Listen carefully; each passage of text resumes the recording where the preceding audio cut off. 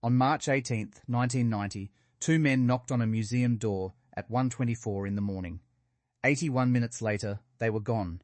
13 works of art, worth $500 million left with them. In 34 years, nobody has identified them, not once. The Isabella Stewart Gardner Museum sits on the Fenway in Boston, Massachusetts. It was built to look like a Venetian palazzo. Isabella Gardner herself designed every room, every wall, every display. She was born in New York in 1840 to a wealthy textile merchant family. She married wealthy Boston socialite John Lowell Gardner in 1860. For 30 years, she traveled across Europe, acquiring paintings, sculptures, and tapestries. She did not buy decoratively. She bought systematically, advised by art historian Bernard Berenson. She acquired a Titian, two Rembrandts, a Vermeer, Botticellis, Raphaels, and Michelangelos. In 1899, she began construction of her palazzo on the Fenway. In 1903, she opened it to the public. She lived on the 4th floor until her death in 1924. Her will was precise. The collection was to remain exactly as arranged. On the day she died, nothing could be moved, nothing could be sold, nothing could be added. Any deviation from those terms would transfer the entire collection to Harvard University. Every piece would be sold at auction. The lawyers drafted the clause to be airtight. Isabella Gardner had watched enough wealthy families scatter their collections after death. She was not going to let that happen to hers. What followed would test every word of that document. To understand what was taken, you need to understand what it meant. The works in the Gardner collection were not decorations. They were not investments. They were historical records that happened to exist as physical objects. Rembrandt van Rijn painted his self-portrait around 1629. He was 23 years old. It is one of the earliest known works from Rembrandt. He would become the defining painter of 17th century Europe. It shows him studying his own face in a small format, learning what he could do, figuring out light and shadow at the beginning of a career that would define Western portraiture. That painting is approximately the size of a book.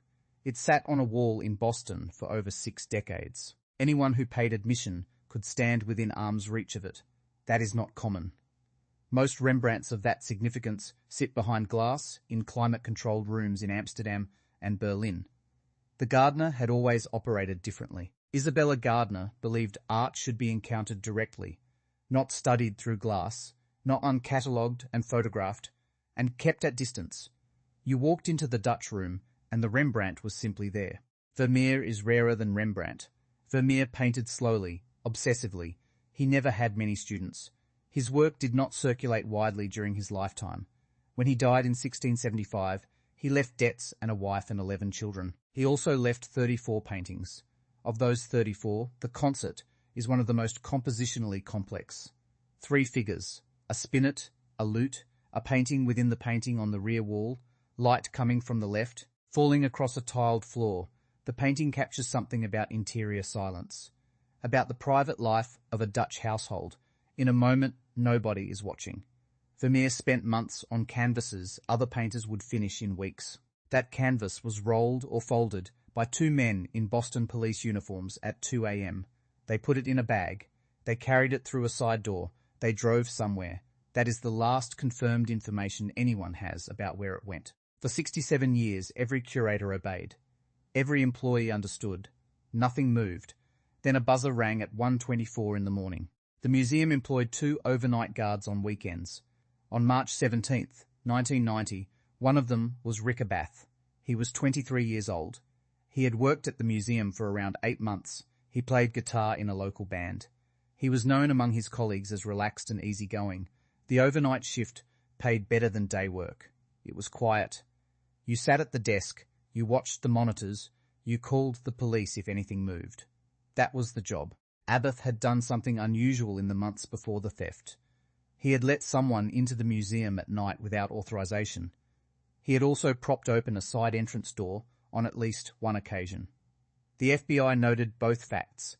Later, they noted them carefully. What happened next would never be fully explained. At 20 minutes past midnight, Abath logged something in the security computer. He deactivated one of the museum's motion detectors. He later said it was a standard reset. The FBI said it was not standard procedure.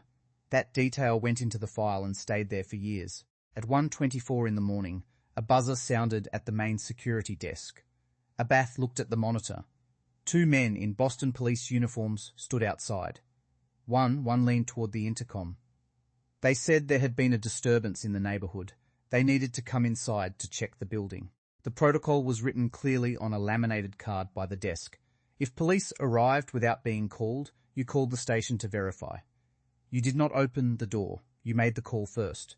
Abath did not make the call. He buzzed them in. The men stepped through the door. The shorter one spoke immediately. He said he believed there was an outstanding warrant for Abath's arrest. He asked Abath to step away from the desk. Abath said he had no warrant. The man said that was not the reason they were there. Then he handcuffed Abath from behind. 4 minutes later, both guards were bound with duct tape and walked to the basement. Their hands were cuffed around separate heating pipes below the floor. Tape covered their eyes. Tape covered their mouths. The taller man told them they would not be harmed. He told them not to struggle. Then both men disappeared up the staircase into the museum. Here is what nobody expected. The museum's motion detector system logged their path through the building. They went first to the Dutch room on the second floor, then to the short gallery, then back to the Dutch room, then downstairs to the blue room on the first floor, then to the Dutch room again. They spent most of their time there. The Dutch room held 3 of the world's most important paintings on those walls. Rembrandt van Rijn's The Storm on the Sea of Galilee, painted in 1633.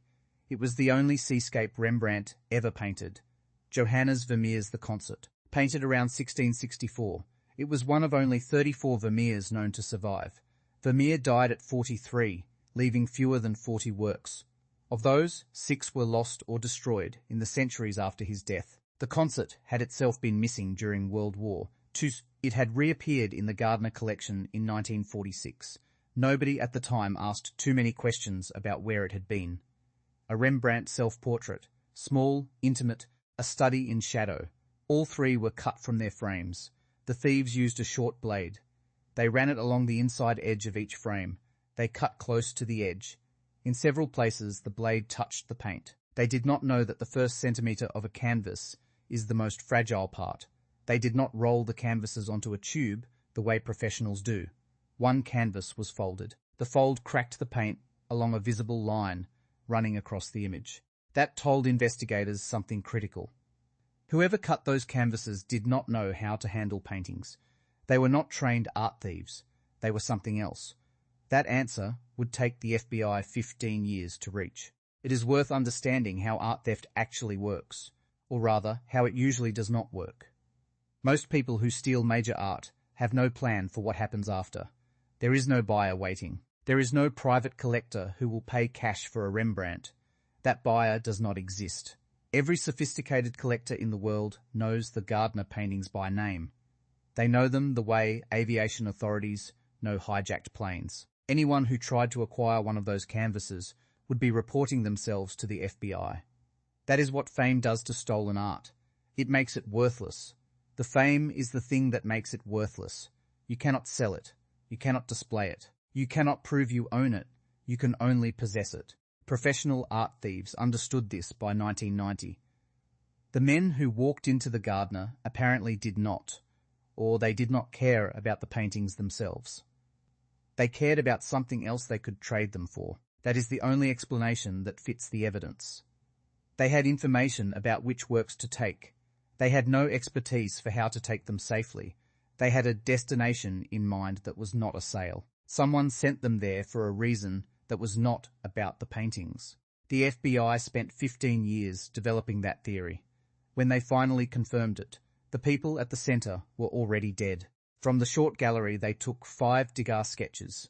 They attempted to remove a large Degas oil painting from the wall. They could not get it free. They left it half hanging. From another room they took a small Manet oil. From the Dutch room they took a Chinese bronze ceremonial vessel. It was from the 12th century BC. Its market value was small compared to the paintings. Nobody could explain why they took it. From the top of a cabinet they took a small bronze Napoleonic eagle finial. It was decorative. It was worth almost nothing. That detail confused investigators for years. The total haul weighed more than investigators expected. The bronze goo vessel alone weighed several kilograms. The thieves had brought bags large enough to carry flat canvases and heavy bronze objects. They had planned for specific items. Someone had told them exactly what to look for. In the Blue Room, they located the museum's VHS security recorder. They removed the tape. The tape had recorded almost no useful footage. The cameras were mounted at low angles. The angles had been chosen to monitor the art, not the doors. Nobody had ever thought to aim them at the entrance. At 2:45 in the morning, the motion log in the building went still. The men were gone. What they left behind would haunt investigators for 30 years. Down in the basement, Rick Abath and Richard Hensey lay cuffed to pipes. 6 more hours passed. A member of the cleaning crew arrived at 8 in the morning. She found them in the basement. The museum director arrived at 8:32. He walked directly to the Dutch room. 3 frames hung on the wall. All 3 were empty. The wooden stretcher bars were still attached to the frames. The canvas had been sliced away and taken. The director stood in front of the Rembrandt frame. For a long time, he looked at the wooden stretcher bar. The canvas had been cut cleanly away. The thieves had left the frame on the wall. They had taken only the painting. He turned and walked to the Vermeer frame. Same cut, same empty rectangle. Then he made the decision that would define the museum for the next 3 decades. He ordered that the empty frames stay exactly where they were. Isabella Gardner's will require nothing be moved. The empty frames were now part of the collection. They stayed on the wall. They are still there today. The FBI arrived within the hour. Within 24 hours, the Gardner theft was the largest property crime in American history. Investigators dusted every frame, every cabinet surface, every door handle. They found one partial fingerprint on a frame in the Dutch room. It was not in any database. It has still never been matched, but that detail was only the beginning. They reviewed the motion detector logs line by line. They noted the gap where Abath had deactivated one sensor at midnight. They interviewed Abath 8 times across 3 years. He was never charged. The FBI kept his file open. They kept it open for 20 years. That was not the only thing they kept open. The museum announced a reward of $5 million. It was the largest reward ever offered for stolen art. No credible tip produced a canvas.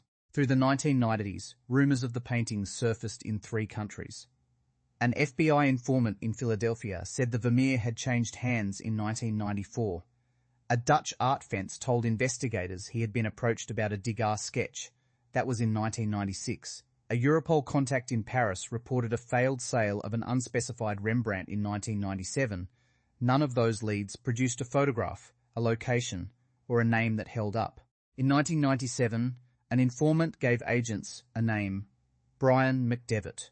He was a small-time art dealer with connections in the Boston criminal underworld. He was also connected to figures in the New England organised crime family. The FBI began watching McDevitt. McDevitt died in 1999. The lead closed with him. Here is what investigators pieced together through the 1990s and 2000s. Stolen masterpieces do not move through the legitimate art market. They cannot. Every major auction house, every significant dealer, every national museum maintains a database of stolen works. The paintings from the Gardner are flagged in every art recovery registry in the world. No one with a Vermeer can sell it. Not openly, not ever. But that had never been the point. This is not unique to the Gardner. Art theft has a pattern. In 1911, Vincenzo Peruggia stole the Mona Lisa from the Louvre. He hid it under his coat. He kept it in his apartment for 2 years. He tried to sell it to a Florentine art dealer in 1913. The dealer called the police. Peruggia was arrested. The Mona Lisa was recovered. Peruggia served 8 months in prison. The story made the Mona Lisa famous. Before the theft, it was one of many Leonardo works. After it, it was the most recognizable painting in the world. Theft made it famous. The Mona Lisa was recoverable because Peruggia was unsophisticated. He had no network. He had no plan for the long term. He tried to sell a stolen national treasure to a reputable dealer. The Gardner thieves were different. They had a network. They did not try to sell. The paintings disappeared into a system designed to hold them, not liquidate them. That is why 34 years later, nothing has surfaced. In the criminal economy, a stolen Rembrandt is not a painting. It is collateral. It is proof of resources. It is insurance. A drug dealer holding a Rembrandt can borrow against it. He can offer it as a guarantee. He can trade it for something he actually needs. The Vermeer is worth 500 million in a museum.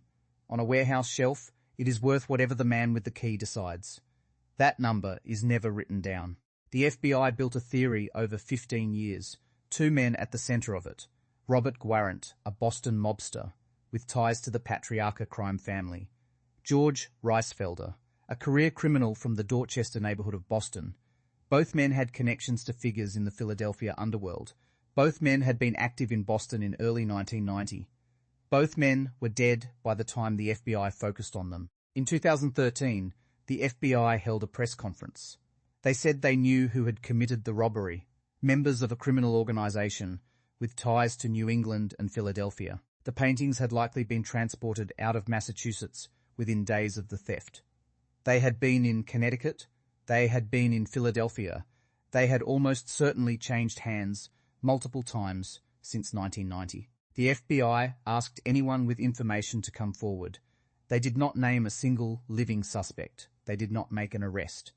They said most of the people they believed were responsible were already dead. Nobody came forward. The reward stayed at $5 million. The empty frames stayed on the wall. But that was not the end.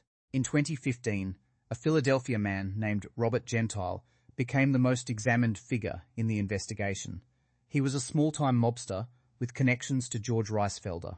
A search of his home turned up a coded list of artworks. Next to some of the entries were dollar values. One entry matched the description of a Rembrandt sketch taken from the Gardner. Gentile denied knowing anything about the theft. He was prosecuted on unrelated weapons charges. He died in 2014 before the investigation could advance. Investigators searched his property 3 times across 4 years. They used ground-penetrating radar on his yard. They found nothing. His coded list of artworks was never fully decoded. The dollar values next to the entries matched rough market valuations from the 1990s. Someone had written that list for a reason. Nobody could prove what that reason was.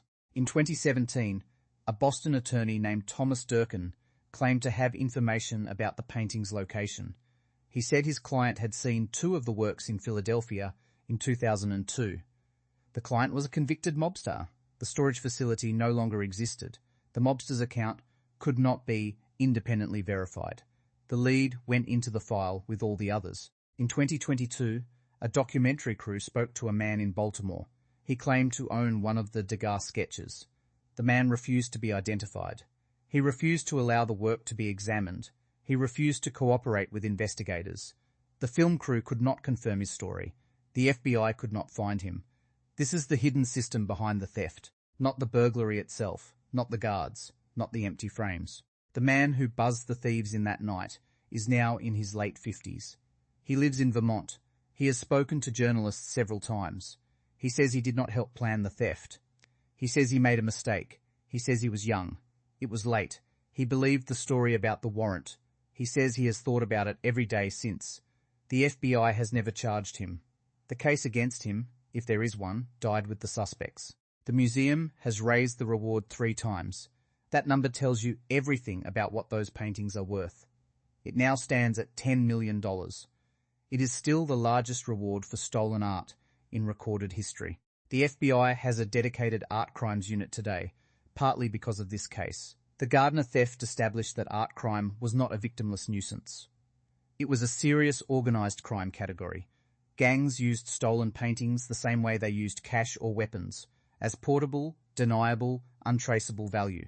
The Gardner case changed how American law enforcement thought about stolen property. That was one thing this theft gave the world besides empty frames. It also changed how museums operate. Before 1990, museum security was an afterthought in most institutions. Staff were hired at low wages. They were trained briefly. They were trusted to follow protocols written for calm nights. After the Gardner, every major museum in the United States reviewed its security infrastructure. Motion detectors were elevated. Guard protocols were rewritten. Camera angles were changed to capture doors, not just art. Biometric access systems came to institutions that had used simple keypads. Panic buttons were installed. Communication protocols were established. so guards could not be separated from the alarm system. The gardener paid for all of that improvement in museums it never directly served. The cost was 13 works of art and 34 years of unanswered questions. The gardener also sparked the first serious international conversation about art crime recovery. Interpol expanded its stolen art database after 1990. The Art Loss Register is a private database of stolen works. It grew to over 700,000 entries by 2020. The FBI's National Stolen Art File was overhauled. IFAR, the International Foundation for Art Research, began coordinating with law enforcement. It had not done so at that scale before. None of those databases have returned a single Gardner painting, but they returned thousands of works from other thefts across Europe and North America. The Gardner case, in failing to be solved, produced infrastructure that solved other cases. That is an unusual legacy for an unsolved crime. Every year, on the anniversary of the theft, the museum marks the date. Every year, the empty frames remain, gilt borders, carved wood, white wall behind them. A Rembrandt-sized rectangle of nothing, a Vermeer-sized space where the most valuable small painting in the world used to be. There are people alive today who know where those canvases are. Someone carried them out of a building in Boston in 1990. Someone stored them somewhere. Someone passed them to someone else. That chain of custody is unbroken. It runs from March 18th, 1990, to right now. The Vermeer is 35 centimeters wide. It fits on any ordinary wall. It could be in a house, a storage unit, a climate-controlled basement, in someone's bedroom, in someone's garage. 34 years later, nobody knows which room. There is one more thing worth noting. The thieves chose a Friday night going into a long weekend, St. Patrick's Day. The streets around the Fenway were crowded with people celebrating. Anyone loading large bags into a van near the museum would not have been noticed. The timing was not accidental. Someone had planned it carefully. Someone who understood Boston, understood the museum, understood the night. The thieves were never professionals. They damaged what they came for. They took objects that made no sense to take. They left evidence they should have removed. They had inside information and no outside expertise. They walked into a museum and took $500 million in art. Then they vanished. The most extensive art crime investigation in American history followed. It never produced a single arrest. The frames are still on the wall. The reward is still unclaimed. The Vermeer is still somewhere and somewhere. A person who knows exactly where it is woke up this morning. They made coffee. They went about their day. Consider what it means to hold something like that. You cannot tell anyone. You cannot insure it. You cannot restore it if it deteriorates. You cannot call a conservator. You cannot ask an expert to evaluate the condition. The paint on those canvases is over 300 years old. Canvas stretches and contracts with temperature changes. Paint cracks without controlled humidity. Rolled canvases develop stress lines within years. Folded canvases are damaged in ways that cannot be fully repaired. Every decade those works sit in unknown storage. They lose something, not market value, physical integrity, the texture of the paint, the depth of the shadows, the way light moves across a Rembrandt surface that took months of glaze layers to build. That surface is degrading somewhere in a room nobody is monitoring. The people who took those paintings did not understand what they had, or they understood and it did not matter. Either answer is its own kind of tragedy. Rembrandt painted that self-portrait in 1629. It survived 4 centuries of wars, revolutions, fires, floods, and 2 world wars. It survived the dissolution of the Dutch Republic. It survived the sack of Amsterdam. It survived 100 owners. Then 2 men in a van drove it away from the Fenway, 2:45 a.m. on a Saturday morning in 1990. And that is where the chain breaks. 4 centuries of survival, 34 years of silence.